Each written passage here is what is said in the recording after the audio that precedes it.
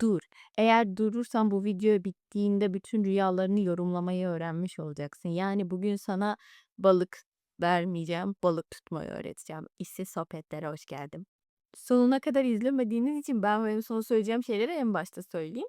Eğer kanalımı takip eder ve bir rüyanızı da aşağıda yorumlar kısmına bırakırsanız bir sonraki videoda sizin rüyalarınızı da yorumlayabiliriz. Ama bu videoda elimde başka bir örnek bulunmadığı için kendi eski bir rüyamı yorumlayacağım.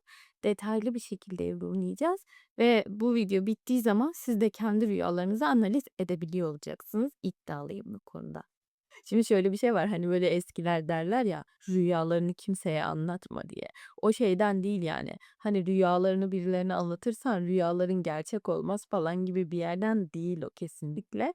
Bence onun karşılığı ne biliyor musunuz? Çünkü eğer rüyanızı gerçekten rüyadan anlayan birisine anlatırsanız, mesela o an gizlediğiniz bir şey varsa, rahatsız olduğunuz bir şey varsa, yani sizin vicdanınıza dokunan ya da o an gündeminizi çok meşgul eden bir şey varsa o rüyadan anlayan kişi sizin psikolojinizi okuyabilir. Yani deşifre olursunuz. Onun için gerçekten rüyaları gizli tutmakta fayda var. Ben de pek anlatmayı sevmiyorum aslında.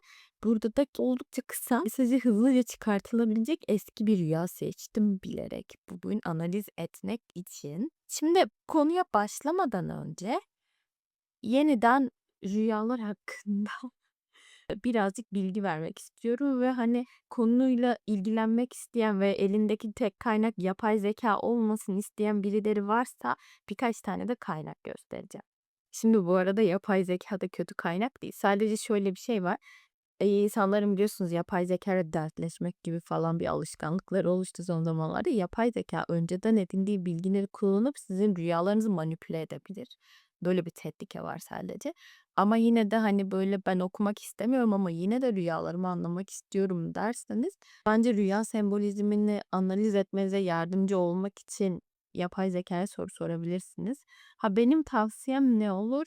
Pek kullanmadığımız bir yapay zekâya soru sorun ki sonrasında, hani, şey olmasın, çok manipüle edilmiş olmayın, yani, yapay zekâ tarafından. Ben şimdi size kaynakları göstereceğim. Sigmund Freud'dan Rüyaların Yorumu olacaktır tabii ki. Bunun İngilizcesi galiba The Interpretation of Dreams. Yani, Freud tarzında, Freud'un bakış açısıyla bir rüyaya nasıl yaklaşılır anlamak için bu kitap bence iyi bir kaynak. Hatta bence en iyi kaynak. İkinci olarak kitaplığın içinde bulamadım. Onun için şimdi elimde gösteremeyeceğim ama resmini koyarım. İnsan ve sembolleri Man and His Symbols. Öyle olması lazım İngilizcesinin. Onları böyle koyarım. Orijinali de öyle ya da bilmiyorum orijinal. Burada da Jung perspektifinden sembollerin rüya karşılıkları iyi bir şekilde analiz edilmiş. Ben Jung'un tarzını çok beğeniyorum. Onun için tekrar Jung'dan bir kitap önerisiyle geleceğim. Rüya analizleri. Burada Jung'un kendi seminerlerinde, kendi seanslarında analiz ettiği rüyalar var. Hatta benim bu kitapla alakalı bir psikopatlığım var. Ben uçakta çok iyi kitap okuyorum. Onun için böyle bir uçak seyahati yapacağım zaman eğer o an okuduğum bir kitap yoksa bu kitabı yanıma alıyorum ve tekrar tekrar okuyorum. Hani, böyle, belki bir tanesinde gözümde kaçan bir şey olmuştur diye mesela bir semineri açıp okuyorum. Yani, böyle, her seferinde bir yerde, böyle, tüylerimi diken diken eder. "Ya, bu nasıl böyle düşünülebilir?" dediğim, böyle, güzel bir cümleye denk geliyorum. Carl Jung'un tarzını seviyorum. Bence rüyaya, yani, insanlık tarihi boyunca rüyaya en doğru yaklaşan ve en doğru değeri veren insan Carl Jung olabilir. Mesela hayat hikâyesinde çok etkileyici bazı detaylar var. İşte, Hindistan'a, Afrika'ya seyahatleri var. Çok uzun süreler oralarda geçirmiş. İnsanlara ona rüyalarını anlatabilmeleri için para ödemiş ve insanların rüyalarını dinlemiş. Bunu misyon hâline getirmiş ve işin sonunda gerçekten çok büyük bir insanlık rüya antolojisi çıkartıyor. Ya, bu çok değerli bir çalışma ve çok kapsayıcı bir çalışma. Bütün insanlığın rüyalarını kapsayan bir çalışma. Çok gelişmiş bir rüya perspektifi var. Yani eğer rüyayla ilgilenmek istiyorsanız Carl Jung'u mutlaka okumanızı tavsiye ediyorum. Üçüncü kitap önerim aslında sadece galiba Türkler için olacak. Çünkü bu kitabın bir çevirisi olduğunu düşünmüyorum. Ben de tesadüfen almıştım ama hoşuma gitti. Meltem Güner diye bir yazarın Rüya diye bir kitabı var. Bu da hani bir insanın oturup rüyalarla alakalı tabii ki görüşlerini yazması da olabilirdi ama öyle bir kitap değil. Gerçekten uzun bir kaynakçası olan ve rüyayı nasıl analiz edeceğinizi size çok basit bir şekilde anlatan tatlı bir kitap öneririm. Hızlı gidiyor, hızlı bitiyor. Yani Carl Jung'la Freud okumaktan bir parça daha kolay olacaktır bu kitabı okumak diye düşünüyorum. Diğer önerim Mary Louise Van Frans'tan The Way of Dreams. Bu da yine Jung perspektifinden bakarak rüyaları yorumlamaya dayanan bir kitap olacaktır. Bir tane daha söyleyeyim. Alvin Hall The Meaning of Dreams diye bir kitabı var. Bu da biraz daha psikolojik ve sistematik bir bakış açısıyla yaklaşarak rüyaları çözümlemeye odaklanıyor. Ama aslında şimdi işin özeti bizim elimizde 2 tane ekol var rüyalarla alakalı. Bir tanesi Freud ve bir tanesi Jung. Şimdi konuyla alakalı kulaktan dolma bilgisi olan insanlar ki genellikle öyle oluyor açıkçası. Kişinin TV'si, diploması falan da önemli olmadan hani bütüncül bir bakış açısıyla bakmayan insanlar şöyle diyorlar. Freud'un felsefesi, Freud'un rüya sistematiği birazcık seksist. Jung daha böyle hani şey var ya o arketipsel bakış açısı falan birazcık fantastik geliyor insanlara. Jung'un bakış açısını da böyle daha fantastik ve ortamlarda satılabilir buldukları için genelde Jung'u övüp Freud'u seksist olmakla alakalı gömerler. Ama aslında konu öyle değil. Jung'un felsefesinin temelini aslında Freud'un felsefesi oluşturuyor. Jung sadece daha bütüncül yani o dünya rüya ontolojisi gibi bir yerden elinde daha fazla kaynakla bu düşünceyi temelden alıp geliştiriyor. Aslında Jung'un düşüncesi Freud'un düşüncesinden temel alıp onu daha da geliştiren bir tarafı var. Hatta kitaplarında da bundan bahsediyor mesela. Carl Jung'un Ruh diye bir kitabı var. Orada Freud'a saygıyla diye özellikle bir bölüm var ve burada bunu belirtmiş. Aslında bu 2 değerli adam da biz kendimizi daha iyi anlayabilelim diye çalışmış. Ama tabii ki 2 felsefenin de böyle İlginç ve böyle, hani, tüylerimi diken diken etti dedirtecek tarzda gerçeklikler içerdiği doğrudur. İnsanlığın ortak sembolik mirası diye değerlendirdiği bazı şeyler var. Bu mesela bana ilginç gelir. Hiçbir labirentte yürümemiş olsanız bile rüyanızda labirent görürsünüz. Dünyadaki bütün insanlar görür. Hiç yer altına inmemiş olsanız bile rüyanızda yer altına inmiş olabilirsiniz. Dünyadaki bütün insanlar görür. Hiç karanlık ormanda yürümemiş olsanız bile karanlık ormanda yürürsünüz ve karanlık ormandan ürkersiniz. İnsanların hepsi bunu rüyasında görür. Bütün insanlığın ortak rüyalarında tema olarak bilge kadın ya da bilge erkek figürü bulunuyor. Bunun gibi örnekler çoğaltılabilir. İşte bu Jung'un felsefesini biraz daha ortamlarda satılabilir yapan taraflarından bir tanesi aslında. Freud'a gelecek olursak da Freud'da rüyaları 2 bölüme ayırıyor. Görünen kısmı yani manifest kısmı ve arzuların, bastırılmış duyguların olduğu içerik yani latent kısmı rüyanın 2 kısma ayrılıyor. Ama hani aslında Freud kitaplarında manifest kısmıyla da ilgilense de rüyaların genellikle insanlar aralarında Freud'un o latent kısma getirdiği yorumlamalarla alakalı konuşup Freud'un rüyalara sadece işte seksist bir bakış açısıyla yaklaştığıyla alakalı ya, birtakım şeyler söylüyorlar. Aslında öyle değil. Çok değerli görüşleri var. Okumanızı ve incelemenizi öneririm. Neyse kitaplardan çok bahsettim. Bence siz de sıkıldınız. Şimdi ben size Jung tarzında böyle yorumlanır, Freud tarzında böyle yorumlanır demeyeceğim rüya. Çok basitinden rüyanızı analiz etmeyi benim tarzımla göstereceğim. Yani, hani, benim de tarzım değil de kolay bir şekilde göstereceğim. Evet, evet, kolay bir şekilde göstereceğim. Öyle diyelim ve başlayalım. Şimdi önceki videomu da izleyin isterim, onu da buraya bırakayım. Önceki videomda da söylediğim gibi yeniden söyleyeceğim. Bu kısım çok önemli. Rüyalar kehanet değildir. Rüyalar bizim canımız güzel beynimizin bizimle iletişim kurdukları yegane yoldur. Neden değerlidir? Siz normal hayatta kendinizi çok güzel manipüle edebilirsiniz. Bir konudan rahatsızsınızdır ama rahatsız olmadığınızı iddia edip yıllarca orada bulunabilirsiniz. Bir insandan rahatsızsınızdır ama rahatsız olmadığınız konusunda kendinizi manipüle ederek o insanla yıllarca zaman geçirebilirsiniz ama beyninizi kandıramazsınız. Beyniniz arka planda o düşünceyi işler, işler, işler ve siz uyurken sizin rahatsızlığınızı size tüm çıplaklığıyla söyler.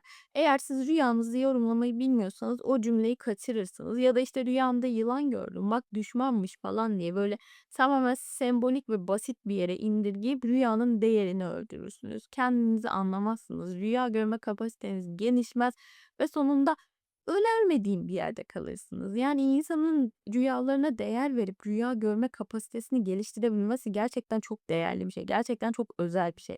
Mesela rüya görme kapasitenizi geliştirdiğinde başınıza ne gelecek? Gördüğünüz korkunç rüyalardan korkmayacaksınız. Çünkü bilinçaltınızda şöyle ben kabus gördüm demeyeceksiniz. Benim beynimin bana güçlü bir mesajı var diyeceksiniz. Demek ki gerçekten bir şey onu çok heyecanlandırmış, çok sinirlendirmiş. Ya da geri planda bir şeyden o kadar rahatsız olmuş ki size çok güçlü bir mesaj gösteriyor. O çok değerli gelecek mesela size. Ya da siz rüyalarınızı önemsedikçe, siz rüyalarınızı yazdıkça bunu gelişen bir organ, gelişen bir kol kası gibi düşünebilirsiniz. Sonrasında gördüğünüz rüyalar daha detaylı olacak. Rüya gördüğünüz sırada rüya gördüğünüzün farkındalığına ulaşma ihtimaliniz artacak ve o sizin için yaşadığınız dünyadan çok daha farklı bir deneyim alanı, çok daha farklı bir yetenek alanına dönüşecek ve ben herkesin bunu yaşamasını çok isterim. Canı gönülden isterim. Onun için rüyalarınızı ciddiye alın ve rüyalarınıza kehanet muamelesi yapmayın. Rüyalarınızı anlamaya çalışın. Hadi beraber benim bir tane rüyamı okuyalım ve onu analiz edelim. Okuyorum. Bir tane seçtim. Bu rüyayı 28 Ekim 2021'de görmüşüm. Şimdi burada bir acemiliğim var, onu söyleyeyim size. Önceden yazdığım için bu rüyayı şöyle bir şey yapmamışım. Hani o anda içinde bulunduğum durumu, işte öncesinde ya da sonrasında ne yaptığımı falan not almamışım. Ama aslında siz bunu böyle yaparsanız rüyalarınızı sonradan okuduğunuzda çözümlemeniz daha kolay olur. Hani işte ben bugün işte bunu yaptım, şu insanlarla şunu yaptım. Şuna üzüldüm, şuna sevindim falan gibilerinden rüyanızı gördüğünüz zamandaki psikolojinizi de not alırsanız sonradan çözümlemeniz daha kolay olur. Ben kör çözümleme yapacağım şu anda. Çünkü 2021 yılında neler yaşandığını falan hatırlamıyorum açıkçası. Rüyamda normalde çok çirkin yüzlü ama bir şekilde kendini çok güzel gösteren iki kadın vardı. Sarı saçlı, mavi gözlü iki kadın. Kendilerine cadı diyorlardı ve en az kendileri kadar çirkin tarikatları ile metro tünellerinde yaşıyorlardı. Ben onları durdurmak için çalışan bir ekibin içindeydim. İçinde bulunduğum ekipteki insanlar da fantastik yaratıklar. Kimse kendisi değil. Ben insandım. Ben insanmışım. Ancak onlar insan değildi. Bir çeşit ölümsüzlerdi ancak ne olduklarını tam net bir şekilde hatırlayamıyorum. Onları bulmak için cam kapılı bir binaya girdiğimizi hatırlıyorum. Herhalde onlar dediğim cadılar. Cadıları bulmak için kapılı bir binaya girdiğimizi hatırlıyorum. Bir de kadının güzel yüzünün canavar yüzüne dönüştüğündeki mavi gözlerini. Sonra da uyandım demişim. 28 Ekim 2021 yani yaklaşık bir 5 yıl önce. Çözümleme yaparken bu çok uzun bir rüya da olabilirdi bu arada. Uzun bir rüya olsa daha karmaşık bir hale gelirdi. Uzun bir rüya da olsa, kısa bir rüya da olsa rüyamızı sadeleştirmemiz gerekiyor. Ne yapacağız? Birincisi rüyanın kalbini bulacağız. Rüyanın kalbi aslında mesajın gizli olduğu yerde. Diğer öğeler hep rüyanın kalbini besler. Yani rüyayı o beynimizin bize söylediği tek cümleye indirgeyebilmemiz için öncelikle rüyanın kalbine ulaşmamız gerekiyor. Sonra da bütün rüyayı tek tek okuyup yazmak bu sebeple önemli. Rüyayı aklınızdan geçirmek değil. Rüyayı yazdığınız zaman bütün cümleleri, sizin o cümleleri hangi fiillerle ifade ettiğinizi, hangi kelimeleri kullandığınızı görmüş olacağız. Yani mesela ahşap bir bankta oturuyordum demekle tahtaları eskimiş, sıcak hissettiren ahşap bir bankta oturuyordum demek aynı şey değil. İkisinin anlamı ve beslediği yer tamamen farklı. Yani rüyayı yazdıktan sonra bir kalbine ulaşıyoruz ve kalbini işaretliyoruz rüyanın. Bütün mesaj oradan gelecek. İki rüyayı besleyen ögeleri dişil ve eril semboller olarak ikiye ayırıyoruz. Bu dişli ve eril semboller diye size kısaca anlatayım. Şimdi teknik olarak hareket içeren, aksiyon içeren, aksiyon dediğim yani böyle dövüş sahnesi gibi değil. İçinde bir aksiyon, bir hareket olan her şey eril semboller ya da bir aksiyonu ya da hareketi çağrıştıran şeyler, eril semboller. Durağan, stabil, güçlü enerji, saklanmış enerji, görülmeyen enerji gibi daha stabil, daha kapalı alanda kalan, gücü çağrıştıran şey de dişil enerjidir rüyada. Mesela örnek veriyorum. Derin bir deniz dişil bir enerjidir ama dalga erildir gibi. Şimdi bu rüyayı okuyarak gideceğim. Benim o cadıları aramak için çalışan bir ekibin içerisinde olmak ifadesinde çalışmak, ekipte bulunmak, onları aramak. Bunlar eril semboller. Yani elimizde 3 tane eril sembol var. Cam kapı, kapı kapalı. Yani arkasındaki gizli. Ben içeriği görebiliyor olsam da arkasındakini kapatan, koruyan. Yani dişil bir sembol. Binaya girmek, giriş yapmak eril bir sembol. Ve burada girmek, aramak, ekipte olmak ve neydi? Girmek, aramak, ekipte olmak, çalışmak gibi semboller eril sembollerde. Şimdi gelelim dişi sembollere. Metro tünellerinde yaşamak, yer altında yaşamak, gizlenmiş olan dişi bir sembol. Yüzünü gizlemek, başka bir şeye dönüşmek, yani gerçekte olanı görmemek, dişi bir sembol. Görüntüyle özün arasında saklı bir gerçeklik olmasıyla alakalı bir tema var burada. Bu da dişil bir sembol. Burada 2 tane kadın var. Kadınlar zaten dişil sembolizmi temsil ediyorlar orada. Dişil bir enerjiyi sembolize ediyorlar ama dikkat çekici olan detay kadınlar saklanmış bir enerjiyi pasif bir şekilde sembolize etmiyorlar. Zararlılar, güçlüler ve manipülatifler. Yani burada aslında dişil görüntünün altında saklanmış aktif bir enerji var. Şimdi biz bu rüyaya baktığımız zaman rüya genel olarak aksiyon üzerine ilerliyor. Biz birilerini bulmaya çalışıyoruz. İşte arıyoruz, ben ekibe giriyorum falan. Bu sebeple bu rüya aslında bir aksiyon rüyası. Yani benim beynim bana rüyanın kalbi aracılığıyla bir şeyler yapmamı emretmiş rüyamda o dönemde. Rüyanın kalbini bulalım. Rüyanın kalbi nerededir? Rüyanın kalbi genellikle en absürt yerdedir. En çok aksiyonun olduğu yerdedir. Eğer korkunç bir rüyaysa en çok korktuğunuz yerdedir. Mesela örnek vereyim size. Birisi bir stadyum rüyası görmüş. Stadyumda ön koltukta fil varmış ve fil koltuğa işemiş. Rüyanın kalbi kişinin stadyumda olması değildir. Kişinin stadyumda olması çok normal bir bilgi aslında. Stadyumda fil olması ve filin koltuğa işediği an, o aksiyonun gerçekleştiği an rüyanın kalbidir gibi düşünelim. Benim rüyamda aksiyonun gerçekleştiği an hangisi? Ben ekibimle birlikte cam kapılardan geçip cadıyı görüyorum ve cadı şekil değiştiriyor. Rüyamdaki aksiyon burada ve rüyamın kalbi burada. Yani beynim bana demiş ki görüntüsüyle gerçeklik arasında bir fark var.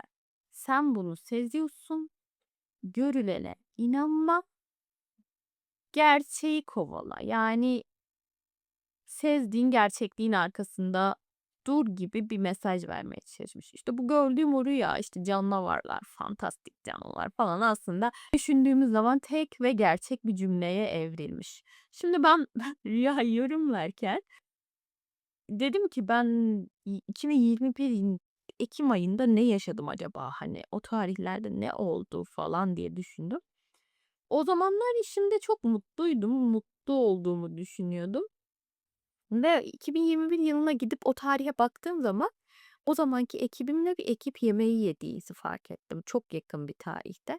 Ve sonradan tabii yıllar sonra o insanların aslında o kadar da göründükleri kadar iyi dost, o kadar da göründükleri kadar iyi çalışma arkadaşları olmadığını tabii ki fark edecektim. Ama o zaman tabii bilmiyordum. O zamanlar içinde bulunduğum sistemden dolayı çok mutluydum. Ama biliyormuşum aslında. Beynim fark etmiş ve bana 2021 yılında söylemiş. Sen aslında o insanların göründükleri gibi insanlar olmadığının farkındasın. Sadece bunu fark et ve bir şeyler yap demiş. Ama ben bu rüyayı hiç analiz etmediğim için beynimin bana ne söylemek istediğini anlamamışım. kaçırmışım. Sonradan tabii ki bazı şeylerle daha acı yollardan yüzleşmek zorunda kalmışım. Çok güzel örnek oldu ya. Kamu spotu gibi oldu. Kendi rüyalarınızı analiz ederseniz sonradan başınıza böyle sürprizler gelmeyebilir. Evet. Ya, ben çok eğlendim bu videoyu çekerken gerçekten ve analiz etmek için rastgele seçtiğim rüya da çok şey çıktı değil mi böyle, iyi mesaj içerikli çıktı. Bir tane daha analiz edelim derdim ama video uzar, siz de izlemezsiniz ben biliyorum. Ama şunu gerçekten yapmak istiyorum. Bu videonun yorumlar kısmına rüyalarınızı detaylı bir şekilde bırakırsanız ben bir sonraki videoda videoya yorum yapanların videolarını yorumlamak istiyorum ve bu şekilde bence güzel bir seri elde edebiliriz diye düşünüyorum. Hem de beraber öğrenmiş oluruz. Sizi o an neyin rahatsız ettiğini ya da neyin mutlu ettiğini ya da ne yapmanız gerektiğinizi falan. Bence güzel olur. Umarım videomu beğenmişsinizdir ve faydalı bulmuşsunuzdur. Bu gibi içerikler için beni takipte kalın. Hoşça kalın.